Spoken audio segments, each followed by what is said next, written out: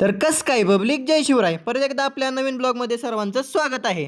तर मंडळी, डायनासोरचा काय विषय आहे बघायचा असेल तर ब्लॉग शेवटपर्यंत नक्की बघा. तर जर वेळेस आपण आत्रोच्या रूमवर जातो, पण यावेळेस आपल्या रूमवर आत्रो माळवदे आलता. मग आत्रो माळवदे आलाय म्हणल्यावर चला म्हणलं मित्रांना म्हणलं काय तर खायला जाऊया. मग काय ना, आम्ही रात्री 12:15लाच खायला निघालो. तर खायला गेल्यावर बघतो तर काय सगळे दुकानं बंद झालती, पण चहा आणि सरबत चालू होतं. तर आत्रो म्हणला मस्तपैकी सरबत वगैरे पिऊया. सगळ्या मित्रांनी वगैरे सरबत प्याला आणि त्यानंतर आपण निघालो रूमकडे जाताना आपला आत्रो माळवदे येताना बॅग घेऊन आलता. तर याच्या बॅगेत बघावं म्हणलं काय आहे, तर बॅगेत आलता पाण्याच्या बाटल्या घेऊन, कारण आपल्या रूमवर नव्हतं पाणी.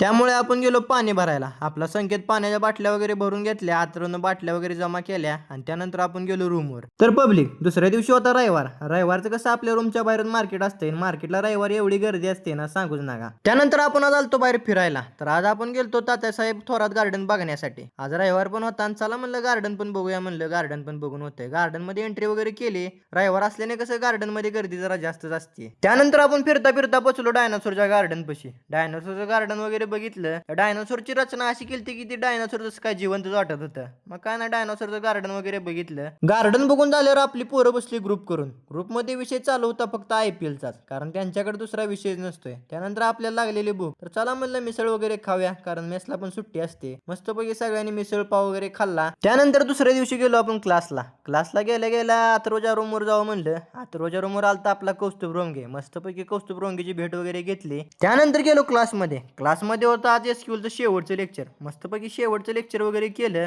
तर चला म्हणलं शेवटचं लेक्चर आहे म्हणलं, सर सोबत फोटो वगैरे काढूया. मग काय ना, आपल्या लाडक्या शंकर सर सोबत फोटो वगैरे काढले. तर मंडळी, आजच्या ब्लॉग मध्ये एवढंच. भेटू उद्याच्या एका नवीन ब्लॉग मध्ये. जय शिवराय.